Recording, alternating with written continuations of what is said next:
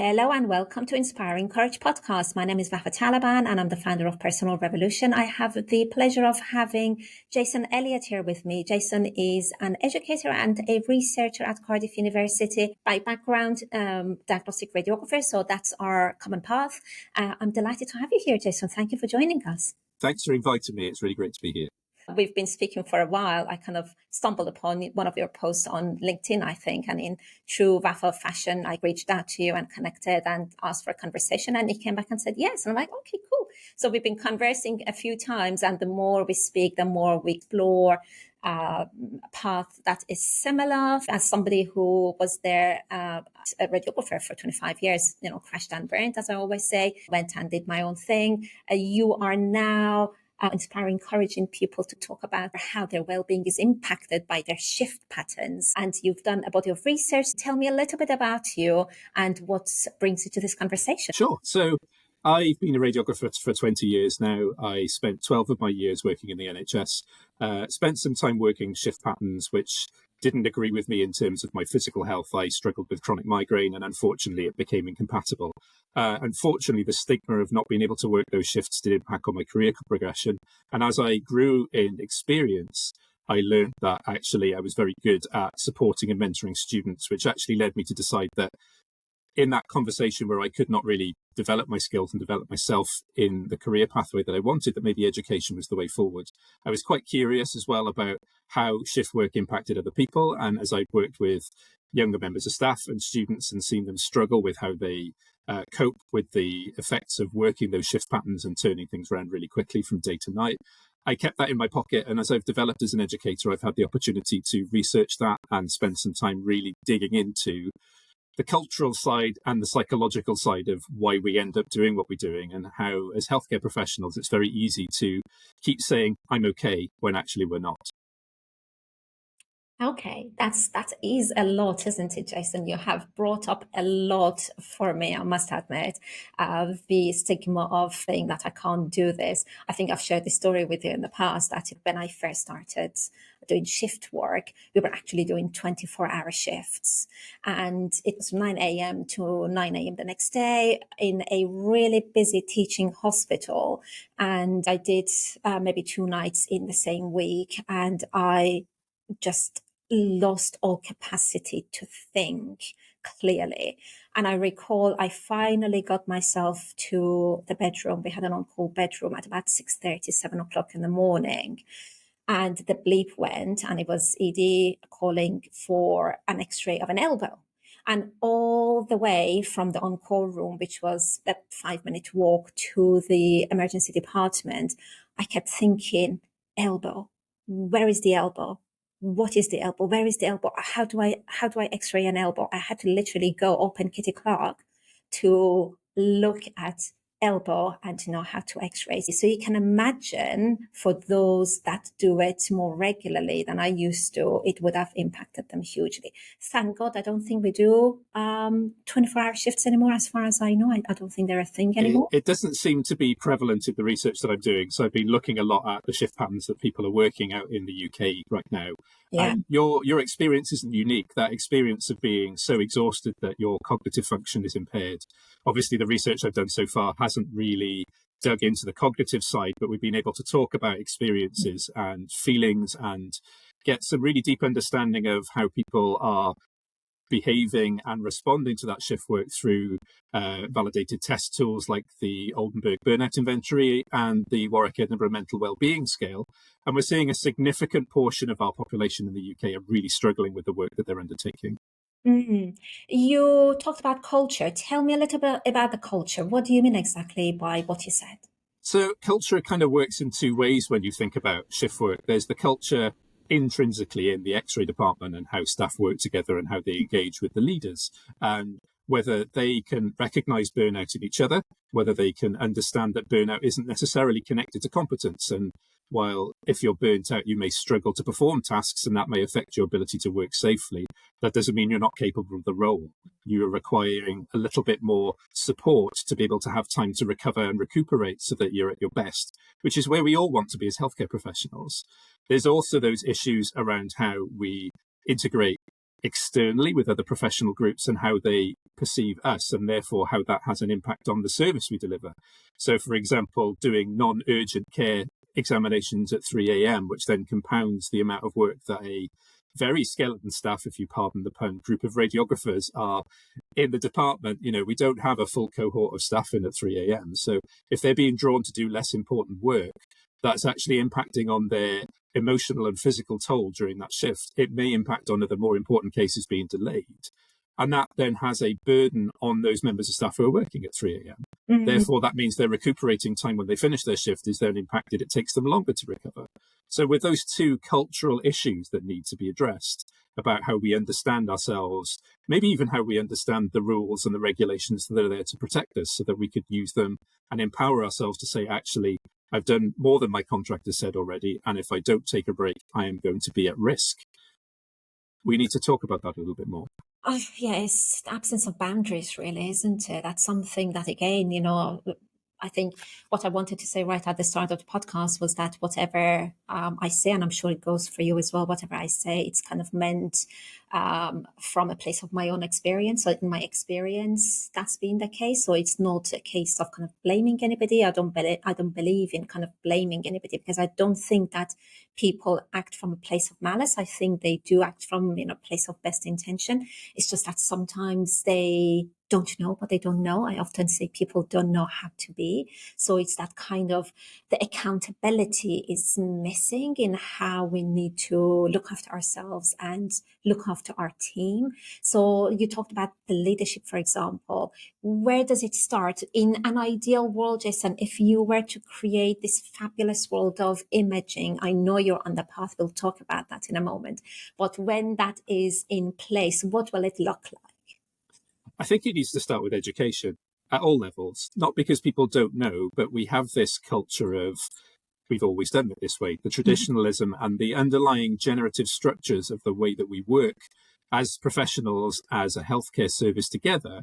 Unfortunately, it allows for those pockets of lack of knowledge to become resistive to us to be able to actually drive forward and care for our patients as well as we'd like. And also, by caring for our patients, I also mean caring for ourselves to make sure we can deliver that care well.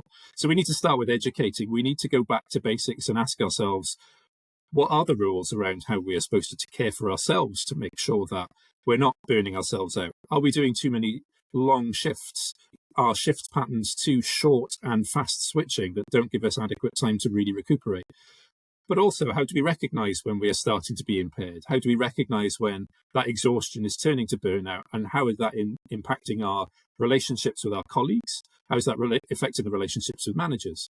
How do our managers learn to support our staff in a positive and affirming way, rather than it being this misconstrued kind of mesh of not wanting to talk purely because we don't feel we understand each other? And I really feel for those managers, particularly in the NHS at the moment, where those experienced professionals are not only retiring in this waves, but those who remain are being pushed into advanced practice roles where they don't have these responsibilities anymore. And the managers are young and don't have the opportunity to gain that experience. They're taught very simple and very superficial information when they start their role, and then they're left to fend for themselves. So we need strategically to think about how we restructure and re-educate people so they have the strength to be able to talk about things properly and start those conversations about changing culture in the department. And that would be the second point. That would be empowering those people to have those conversations, but they need to have the knowledge of who they are to start with. It's not just about what are the rules to protect myself. It's not just about how do I talk to another person, how do I identify when I'm not okay, but who am I in this big healthcare world? We talk about the NHS being built on the foundation of a number of different professions, and we hear a lot about nurses and medics who are the larger groups in the professions. But if we're not going to understand ourselves and how we fit in and our value in that space, and we don't educate other groups as to the value of each profession as well, there's still going to be that kind of dissonance that causes issue. And I think And that's Yeah, it, isn't it? If we don't value ourselves, how would we expect anybody else to? So that's absolutely. where it begins. So that's where we kind of come together, because you've done a body of research that actually demonstrates what's missing, and that's where you came to me and said, "This is the gap that you can fill." Because for those of you who don't know, I actually do capability building workshops with imaging colleagues. I've been doing them for 2 years now, as well as other corporates. So the work that I do is literally creating that awareness of who we are, what we love doing, what is it that we really want to achieve. And it's it's not selfish to actually find that. So I do call it leadership development when I go into organizations, but in effect, it's just personal development. It's understanding yourself better. It's understanding your patterns, your preferences. It's understanding how to communicate with impact and influence, how to be actually able to relate better to the world around you. And that will develop these relationships that we are really not good at developing. So I know that we've all got our friendship cliques, if you like, but how well do we know everybody else in the department? And again, it's my lived experience. I know that when I gave up radiography and I started doing the work that I do, I run 1-day events. I call them VIPs because they talk about values, identity, purpose, and they're really transformative. And believe it or not, most of the people that come are ex-colleagues. I have had people from other sectors and professions join, but majority are ex-colleagues. And some I had worked with for 20 years. And they said to me when they came, "How did we not know all of this about you?" We had sat in the same staff room, talked about our families to a certain extent, talked about our, life, children, whatever else, but they really didn't know the deeper Vafa. They didn't know who Vafa was. Mm. And I guess this is what I'm trying to do when I go and work with the siloed teams. When we bring them out, put them around the table, we get them to actually collaborate. We create such a psychologically safe place that they often share more than they've ever shared before. I Yeah. know around one of the tables we had such a great sharings. One of them said, "Nobody knows this." Mm. But that's the kind of environment that we create around the table where people feel safe to just get to know themselves better and permit themselves to be as they are. And I think that's what's really missing. And if I'm honest, that's what was so attractive for me as I was leaving the medical imaging world and I was going towards the entrepreneurship world, because the entrepreneurs I was meeting, they just had a really different mindset. It was just amazing that the bonds that I was building with them were much stronger than any bond I had ever built with my own colleagues, even those that I'd worked with. And we were on really good terms. So this was it, right from the consultants to the porters to my colleagues. I had really great relationships with everybody, but not to that extent. So that, I think, is what's missing. It's that kind of level of self-awareness to begin with that then makes us really comfortable to get to know the real other without finding them threatening or without finding them annoying, or that's what we need. So tell me what your research is pointing you toward. Well, you've actually picked up on two really important points there in the conversation we're having. There is that, firstly, that as professionals, if we're working in this healthcare environment, we need to build these strong relationships that recognize and value each other so that we can care for our patients well. If we don't understand each other and the value that brings to diagnosing a patient, monitoring their treatment, providing that care, and understanding that each different group of professionals is involved in care. We talk quite often about a monopoly of care, that certain professions feel that they are solely responsible for caring for the patient and everybody else is purely ancillary. Until we divide that care and share it and acknowledge that everybody has a part to play in that, we're going to really struggle to build those relationships. And ultimately, it's the patients and our service users who suffer, and that's ultimately what we're there to do. I think the other thing that you've picked out is that issue around us being siloed and being very good at hiding ourselves in our own little groups and our own little cliques, where as different divisions and groups of healthcare professionals, we need to come together and look at how we can support each other. And there are places where there are people who overlap between those different silos. So how do we support them so that they're not torn in multiple directions to be overburdened themselves? I think the research overall is suggesting that we have a significant problem with how people understand and cope with the work that they're expected to do, but also how that work is planned and managed is also full of holes that can be discussed, can be explored, and can be engaged with to try and improve the situation for those people delivering care so that they're able to deliver care better.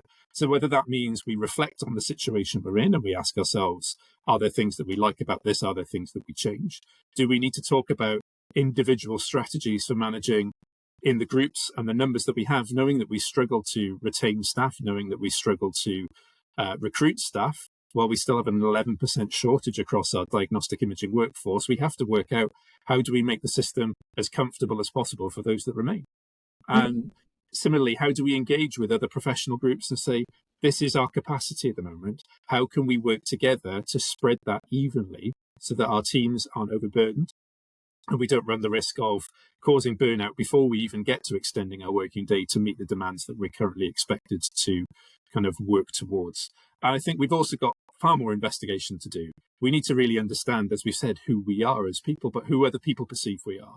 And that's one of the things I'm really keen on moving forward towards once my research is finished, and I'm hoping to finish it this year, is that I want to start looking at that idea of who we are and who other people are, understanding those perceptions and getting an understanding of where those gaps are in people's interpersonal knowledge of each other, as well as potentially tapping that understanding that we have from the research that I'm doing that's purely been self-reported. Everything that I've got from the participants in my research has been either by completing a survey, completing a score sheet that kind of reflects how well or unwell they are, or talking about their experiences, but I haven't measured their cognitive ability.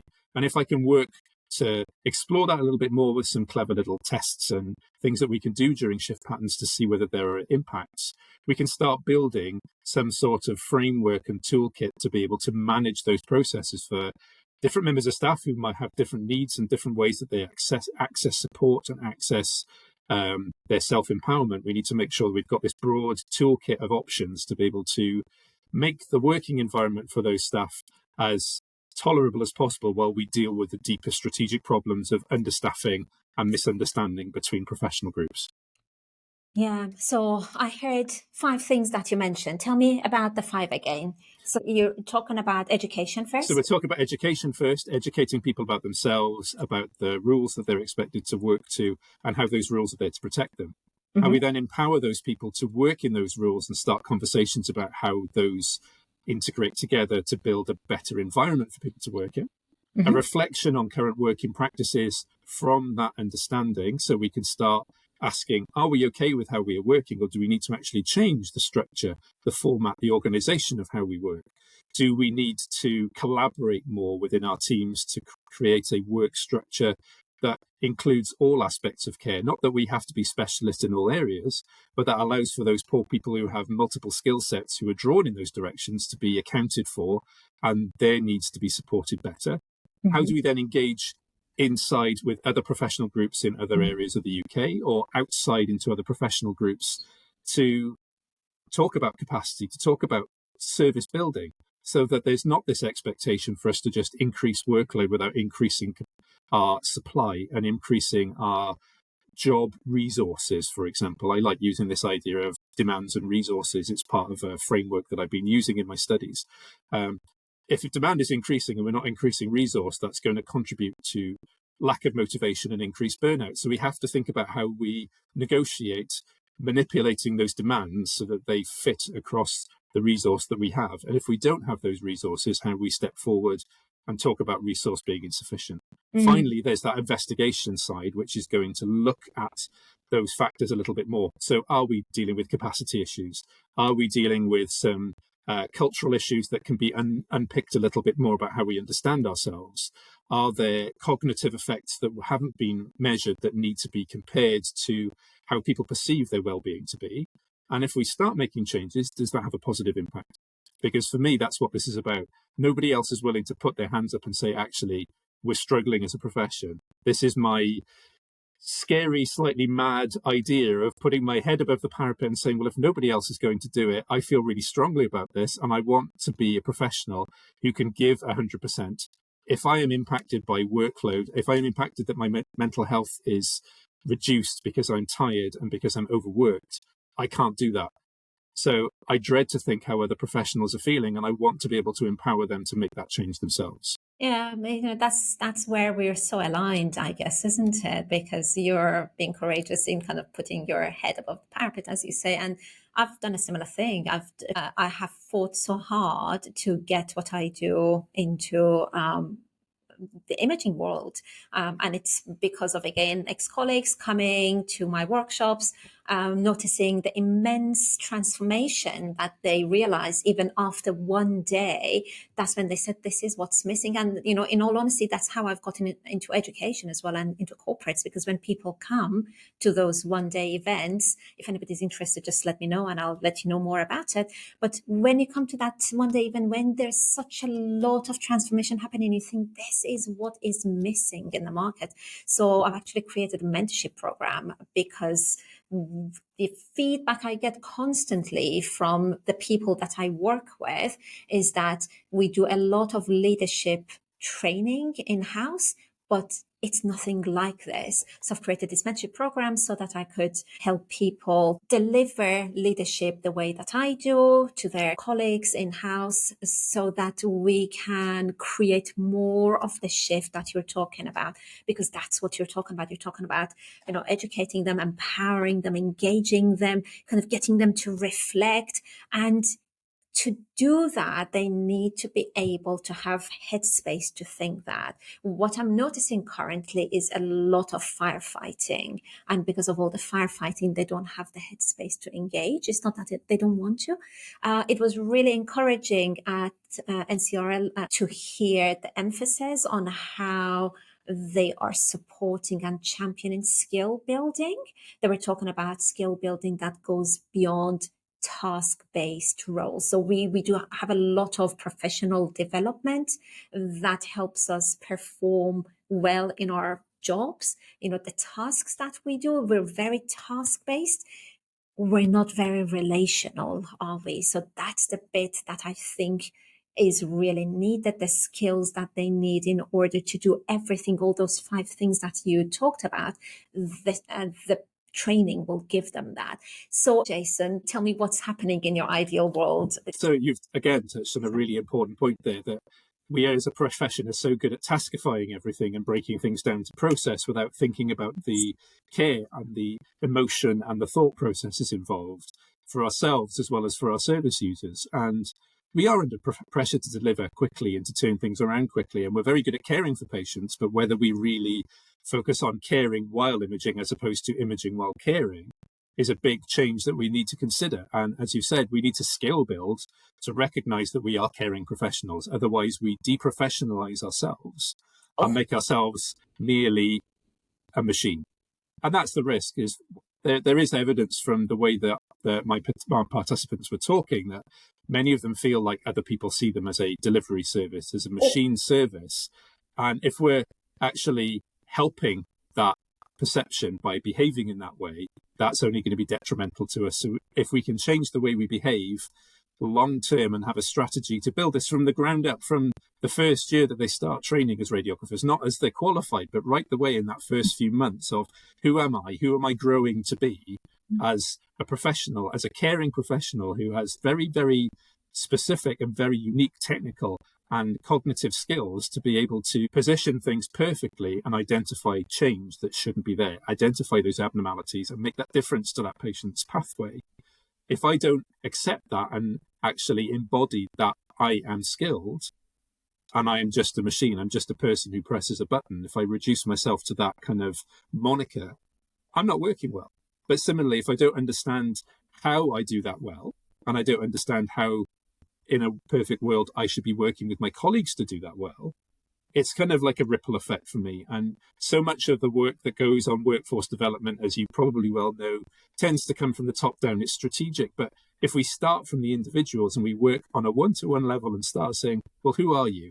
what unique skills and attributes do you bring to this team? How do you work together with your teammates to deliver the service for your patients, for your service users? How do you overcome those barriers and limitations you have? How do you engage with other people in making sure that works? And how do we show that profession to be different? But then if the problems are about shift work, about how we cope with the working patterns we're expected to operate within because of the demand on us at the moment, how do we put those cushions in place to protect us from going beyond the working time regulations? How do we talk about compensating people with adequate rest? How do we make sure there is mental and physical rest during a shift? I know sometimes we're only obliged to give people a short amount of space during the day to take a break. But how do we make sure that is uninterrupted? And how do we make sure the time in between is uninterrupted and we reduce the burden to pick up extra work because of the short staffing, or to be relied on because there's a specific skill set or experience that is lacking in the team other than that one person?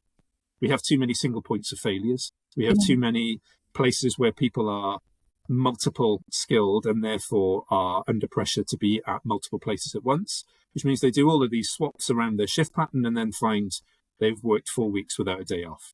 Yeah. That's not okay, and that's not fair on those people. It's not fair on the patients who they are caring for. The responsibility isn't a specific person or a specific service, but it's a thing that we have to change. It's a culture that has been embedded because we're so good at firefighting, as you said. We've just added bits onto our rosters. We've added services in. Another clinic comes up, we just build it into the work pattern, and we just take that work on, rather than thinking about, well, how do we deliver that well? How do we go back to, for example, the outpatient clinic and say, yes, we're happy to run this, but we don't have the staff today. Can you do it another day of the week? Or if not, can we talk about running this in a few months and exploring the costing for another member of staff so that we can run this safely and we're not burdening the staff beyond what they can cope with? Lots to be done. Lots to be done.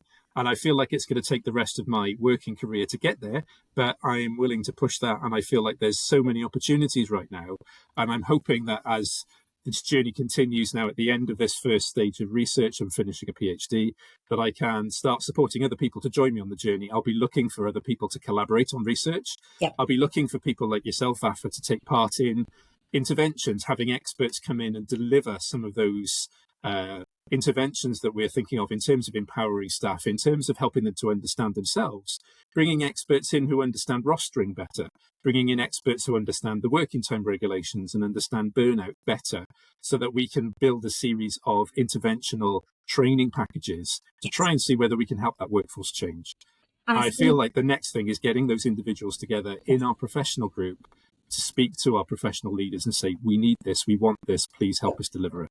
And you have just hit the nail on the head. You said that you need specific individuals who are experts in these fields, and that's something that's missing. So a role becomes available and somebody from within will get promoted. I'm all for in-house promotion, so long as the mentorship goes with it, so long as there is development that goes with it. What I'm noticing and what I'm getting a lot of queries about currently is running workshops for band 7s, for those specifically who've been promoted to band 7, because they're technically good. When they get promoted to band 7, they need to be managing a team of people, and that's what they do not have. That's what they need in order to actually manage properly. And again, my experience is that it works. It happens when we invest the time, the money, and the resources in them. I'm recalling a certain young individual that I worked with a couple of years back. She was lovely and she had been promoted because she was capable, but so very shy, so very kind of lacking in confidence, and she just wouldn't speak around the table. It took weeks for her to just come out of herself. She was just getting better and better and better. It was really interesting, actually. Around the table every week we came together, and people, had made such close bonds, and they would look at each other and say, oh, you look prettier than you did last week. So it's that kind of confidence that's created internally. It gives people that kind of level of ease and peace and calm. And, I often talk about this in the post that I do, and they don't make sense if you've not experienced it. You don't know what it means. They're just words. But it's possible with developing the teams from your direction when you are in a position to invite more collaborators to join you and to scale the work that you do. And when my team come and work with them, it is possible to make a seismic change during our lifetime. So I'm the crazy person who thinks it's possible.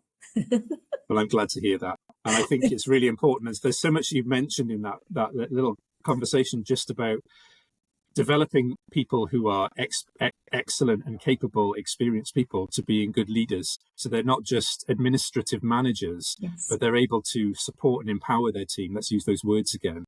It's supporting, empowering their team to deliver the service that they're expected to, and work on how those barriers can be overcome, or how those barriers need to be pushed back to strategic leadership to say, actually, we cannot meet these without more support, without more supply, without more staff, so that we don't become a service who just accepts and just puts more weight on our shoulders until we actually hit the deck. And that's what's happening at the moment. Mm-hmm. And I think I've said this before, we are at a really key point now with changes in government, changes in the way that healthcare in the UK is working. We've got an opportunity to either make a choice to accept the situation as it is and to continue that spiral of deprofessionalisation, depersonalisation, demotivation, and who knows what that will have a long-term effect on our profession, on what we do. Or we can choose to change. We can choose to recognise that we need to understand ourselves better. We can recognise that we need to work together to build a service that cares for other people by making sure that we are able to care because we are well rested, we are full of energy, we are full of concentration, so that we can deliver services well. And that comes from leadership, that comes from educating undergraduate and postgraduate students. It means every aspect of that team understands well how they fit together and what value they have, so that we can project that value to other people. Absolutely. It's all about value, isn't it? It's Absolutely. prompting people to actually understand their own value, the value of their colleagues, and how to add value in turn to the patients, because ultimately that's what we're there for, to deliver Definitely. patient care. So how do we deliver better service? How do we deliver better patient care? What's next for you, Jason? So next for me is sharing my findings and building that kind of argument to say we need to start change now. From that point on, I'm working towards finishing the PhD thesis, but I'm also in conversation with NHS England, NHS Wales, NHS Scotland to talk about the impact of where we are right now and what that's going to mean for people if we don't start thinking about change. I'm building some business cases and some grant funding opportunities for after completion of thesis to look at that cognitive investigation and to look at small-scale intervention.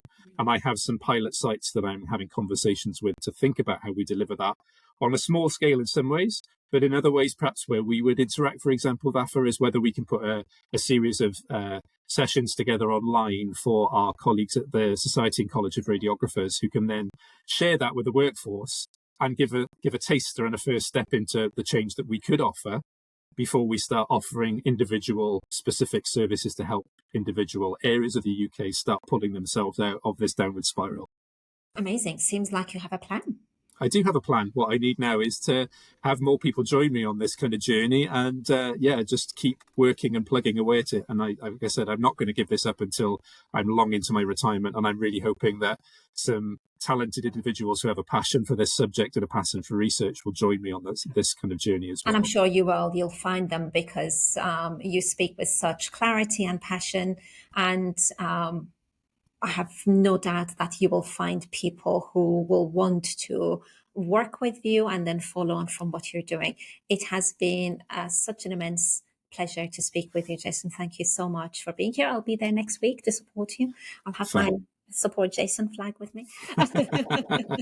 Great. And I look forward to speaking with you again when the result of your research is published. Great. Thank you so much for your time. It's been great chatting. And you take care.